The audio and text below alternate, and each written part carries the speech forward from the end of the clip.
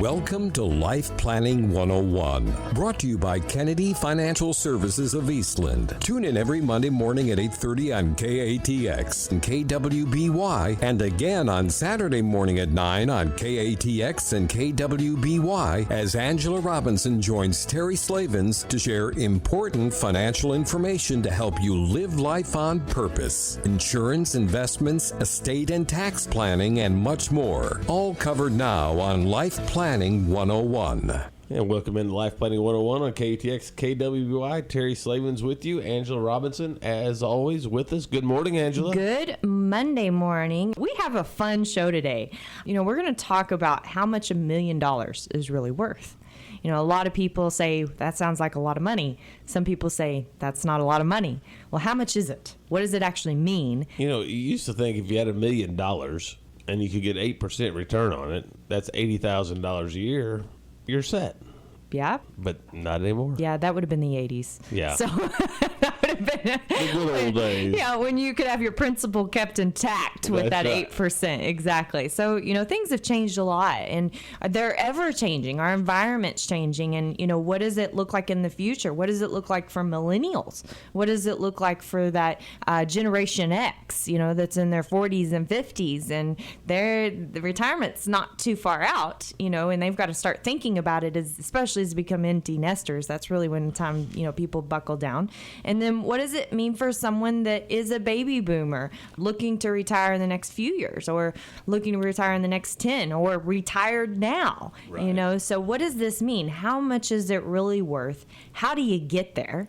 And then how do you really know if for your situation? We talk about that on the show all the time, and I've met so many Dave Ramsey followers. It's unbelievable. I guess it's just because of the profession that I'm in that people immediately come up to me and tell me about their Dave Ramsey following that they do. And Right. Dave Ramsey puts out some incredible information, but it is very cookie cutter information. And if you live and die by cookie cutter information, no matter if it's Dave Ramsey or Susie Orman or whoever it is, it doesn't matter, then you are going to live and die by that information, meaning that it doesn't always make sense for Right. a unique situation.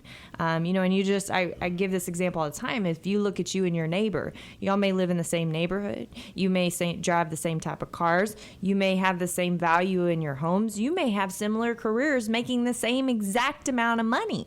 But does that mean that what applies to you applies to your neighbor? Absolutely not. No, it doesn't, because could your family dynamics be different? Could your health be different? Could your potential cash flow in the future be different? Is your tolerance for risk and markets and volatility different? All those things come into factors. And honestly, we've never met two families that are exactly alike. We have some that are alike, but not exactly alike. And a good example of this is we're working with this family. We have the pleasure of working with all of the children of mom and dad. And we're doing this simultaneously because it's kind of a legacy planning, estate planning, tax planning thing. And we set out and did different retirement plans. And we used a very similar tool with two of them, but not exactly the same. Well, they got to talking, and they got to figuring out, well, mine's not like that. I could have swore they said that it was supposed to be this way. And the other one said, well, that's not what they told me, And so here they are thinking they have the exact same plan because they're siblings, when that wasn't the case at all. Their family dynamics are so different that it was impossible to do the same plan for both of them. So when you came full circle, like, oh, they get it, right? But a lot of people don't realize that. They don't realize how intricate your planning needs to be to fit your situation for your future. So how much is that $1 million really worth to you? That's the question, right? And, well, I should say the $1 million question, right? No pun intended. So it sounds like a lot, and it is, but it isn't, right? So when we come back, let's find out what it means. Segment 2 already, Angela. We're flying through this on this Monday morning. Yes. How much is $1 million, right?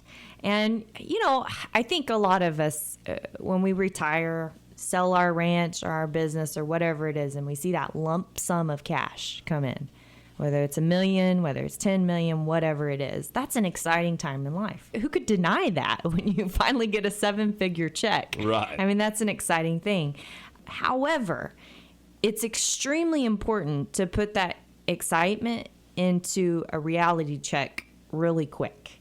And here's what I mean by that. You know, so many people that we watch, especially business owners, and I don't mean to pick on business owners, but they're the world's worst. A retiree usually has a 401k, right? And so if it's got $1 million in it, they roll it over to an IRA. So they're really not going to be spending much of that because of the tax implications involved, right?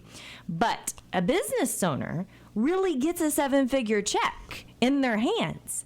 And then all of a sudden, because they are entrepreneurial minded, they have all these ideas or all these things that they've been wanting to do for years, right?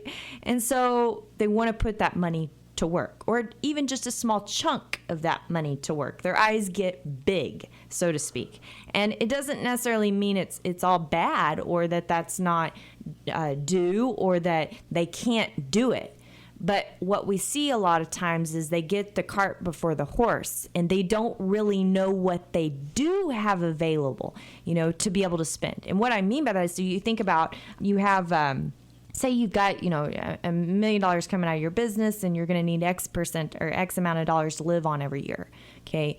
Well, they may know what they need to live on every year, but they don't understand what that $1 million can really produce for them. And so they go ahead and spend $300,000 of it on X, Y, and Z. Right. And all of it was justified expenses, things that they didn't seem outlandish. They just wanted to remodel their home, or maybe they just wanted to put in that barn, or, you know, this is the last set of vehicles that we're going to get. I get that a lot, right? This is the last set of vehicles that we're going to get. And by the way, they cost us $80,000, okay, between the two of them. Yeah, that's nothing. We know that, right? Nothing. It's nothing, right? So, you know, those things happen, and then you have all of a sudden half the money that you once had, or 70% of the money that you once had. So what does that actually mean? So I thought I'd give you a scenario, these new money emotions, as I call them, because in reality, you know, as a business owner, you've been a slave to your business for X, Y, and Z, or X number of years, and all of a sudden you have new money, you have cash. Okay, so how do you handle those? And so what does it mean? So let's say you wanted to take $100,000 of cash and do something with it at that time. Well, what if I told you that would really cost you over $300,000 in your retirement, spending that $100,000 up front? Make me double think what I was going to do then. Make you think about it. Because it's triple of what you're actually spending. Exactly. And that is a conservative estimate of what it would cost you, okay? Just to kind of give you an idea of where we came up with that. That assumes that you went back to the 8% growth rate.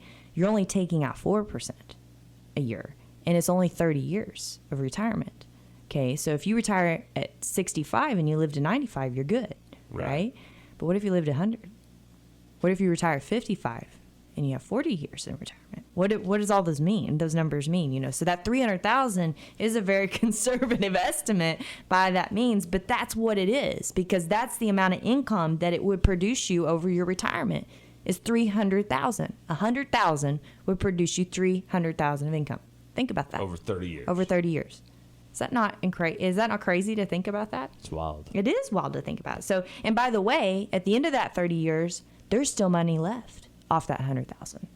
Hadn't spent it all. You hadn't spent it all, right? So there's something there for someone else, whether it be your spouse or your kids or whatever else. And I run into very few people that actually say, I don't care about my kids. I want them to get nothing. In fact, one of the biggest battles that we have these days is that we have to explain to them, take care of yourself first.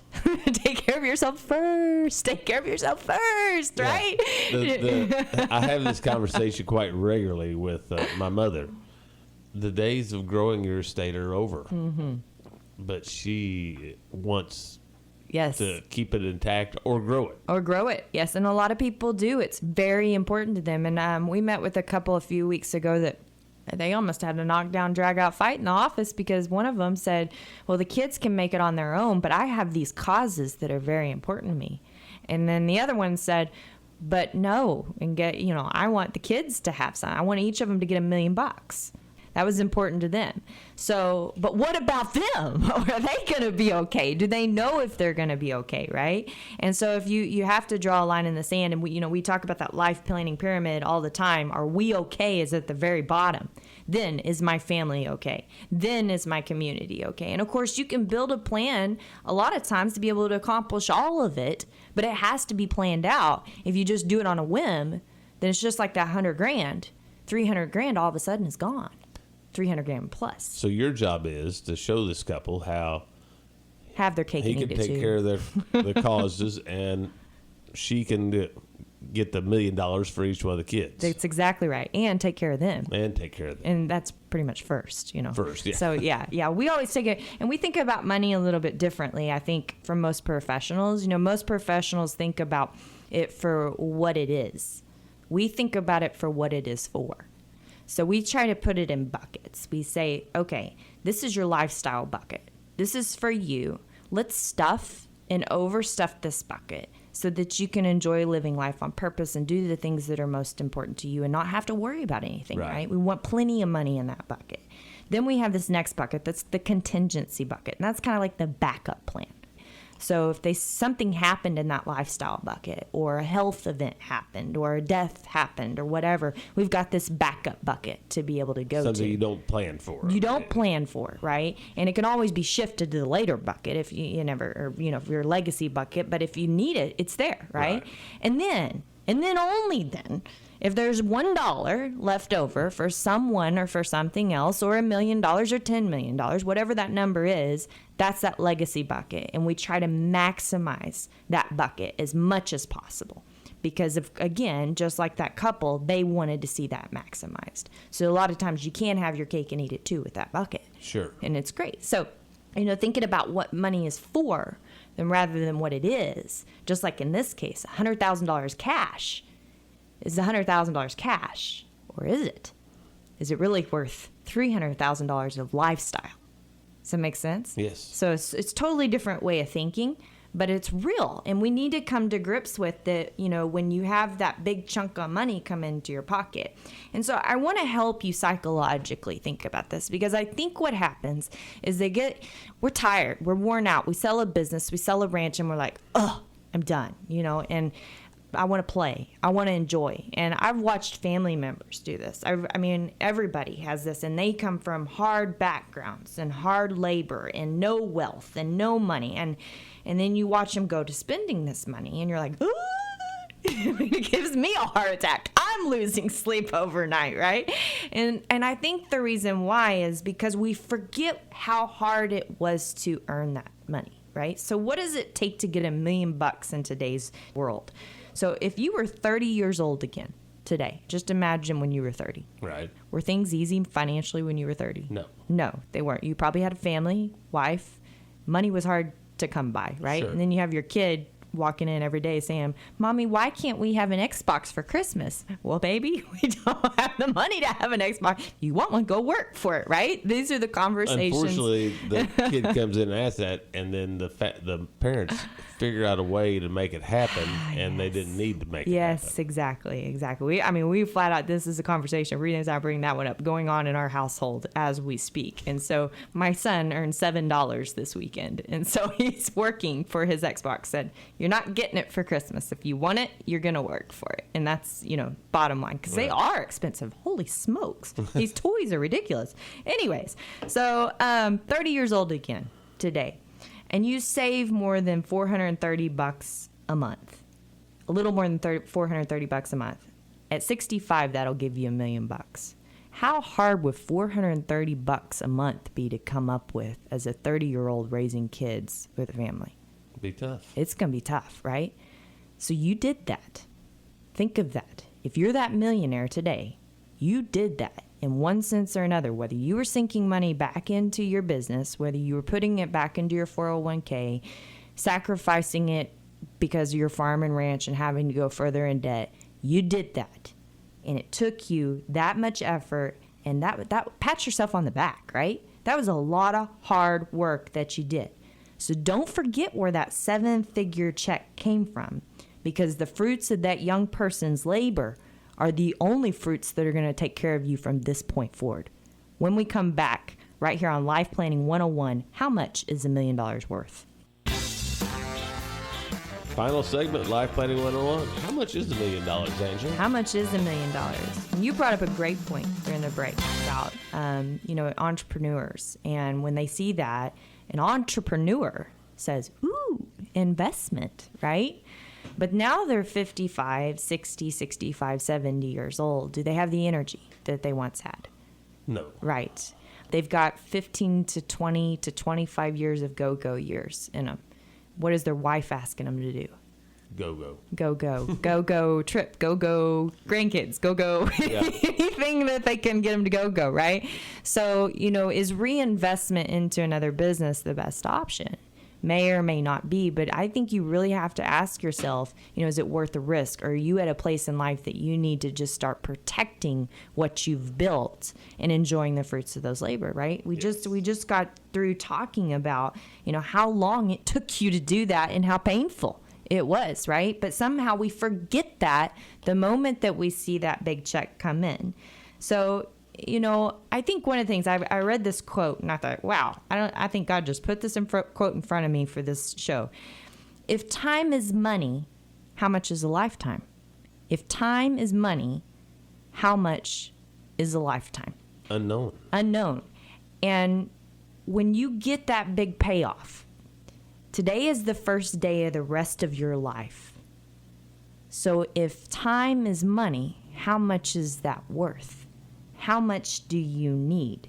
How much is it going to provide for you, and how long? Is it enough? Is it enough for everything you're going to face? Retirement, those go-go years we just talked about where the wife's wanting you to go, right? The slow-go years.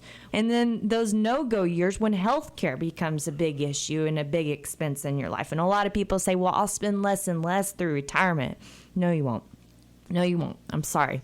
1989, okay, is when we started as a planning firm, and we still have clients from the 90s. We do not have a 1989 client. They're all gone, but from the 90s. And those clients spend more out of their portfolios than our other clients do. Why? Healthcare. Right. Okay, it is a huge expense. Do you think that they want to be in a facility? No, they want to be at home. And guess what? You got to be careful with those insurance plans too, and make sure that they take care of you, because those old plans weren't written that way to be able to be at home. And a lot of new plans are restricting. And why are they restricting? Because they want to find the cheapest route for them. Sure. And that way that they don't have to pay you, right? So be very, very careful with that. But here's the deal is that $1 million or whatever it is enough for you to be able to do all that? Enough for widowhood? A lot of people forget about that. They forget during all these working years, they've kept a life insurance policy. By the way, this is Life Insurance Awareness Month. Right. Okay, so you knew I was going to bring it up, right? You need it. And a lot of times we forget in retirement, and that's the first thing I see people say, well, can I get rid of this life insurance policy that I've kept? Sometimes the answer is yes.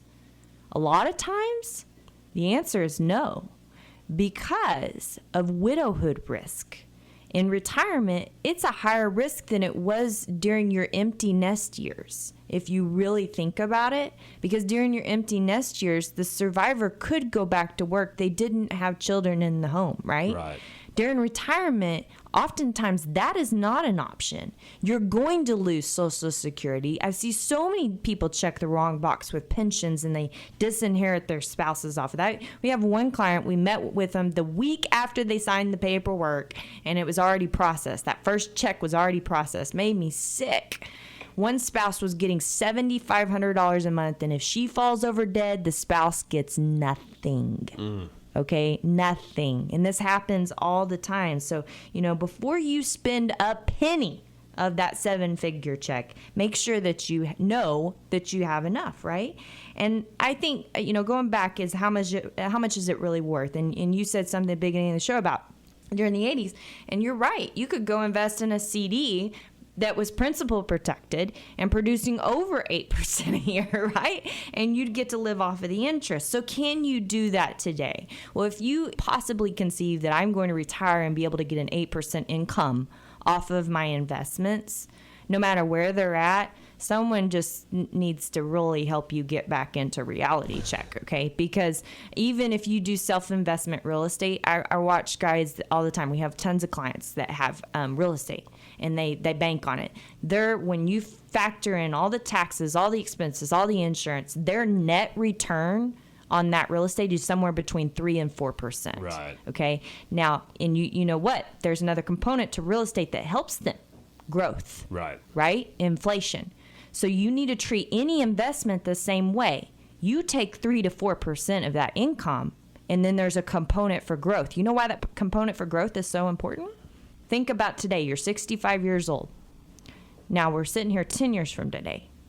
Is your grocery bill higher than it was today? Absolutely. So if you started out with $80,000 a year to live on today, and you only had $80,000 a year to live on in 10 years, do you really have $80,000 to live on? Is it enough? No. No, it's not. So you've got to have that growth component out there, right? That's where real estate people do get it right. Sometimes we see them get it wrong because they take more than the 3 to 4% income that they should be taking, and they're actually draining that principal. They're draining the growth because it truly is more of an income vehicle, doesn't have any growth potential, right? So your investments work no differently. So for some people, and this is all based on risk, for most people, $1 million is going to produce $40,000 a year of income. Most people. Right. All right? But that's if it's done right, invested right. For some, it's only $20,000 a year. Think about that. For others, it may produce $60,000 or $70,000. How? There's a good question, right? It can be done, and you're exactly right. And the thing behind that is there is additional risks of running out of money, having less when you're older, or when your spouse needs it later when you're not here, or not keeping up with the cost of living, just like we talked about, disinheriting your children or your grandchildren. What factors play in? What do you need, right? And it goes back to that big pyramid of what do we need? Are we okay, right? We got to create that foundation. Yeah, the base is most important. You got to, and you got to know that before you spend a dime of it, right? Because if you spend a dime, it's just like it's only $100,000. I got $3 million. It's only $100,000. It's worth over $300,000 of income to you. Right. Was that worth it, right? And so, and there's guarantees, non-guarantees. How do you look at all that? What does it mean for you? And you have to determine all these things. So, I think it goes back to a question that Dad says all the time. He says, today's the first day of the rest of your life. How long is that going to be? Unknown. We don't know. So how long is that windfall going to last? And that reality will eventually set in, I promise you. But it's going to be your choice of whether it is a gratifying reality or a harsh one, right? Let us help you plan. You can go to our website, kennedy-financial.com. We have a calculator right on the front screen. Do you have enough to retire? Very helpful. Obviously, it doesn't do all the planning for you. That's what we're here for. But, it's a great start to be able to know where you're at. But, I will leave you with this. Jennifer E. Smith said, don't screw it up for yourself. It's going to happen. At least let the universe do it for you. So, so make sure that you're getting help and you know exactly what you can do. My name is Angela Robinson with Kennedy Financial Services right here in Eastland, Texas. God bless everyone. Have a great weekend. Go Cowboys. Thank you for joining us for Life Planning 101, brought to you by Kennedy Financial Services of Eastland. Tune in every Monday morning at 8:30 on KATX and KWBY, and again on Saturday morning at 9 o'clock on KATX and KWBY for more Life Planning 101. Advisory services offered through Smart Money Group, LLC, a registered investment advisor. Securities offered through Calton & Associates Incorporated, member FINRA SIPC. Kennedy Financial Services Incorporated is an independent of Calton & Associates Incorporated and Smart Money Group, LLC.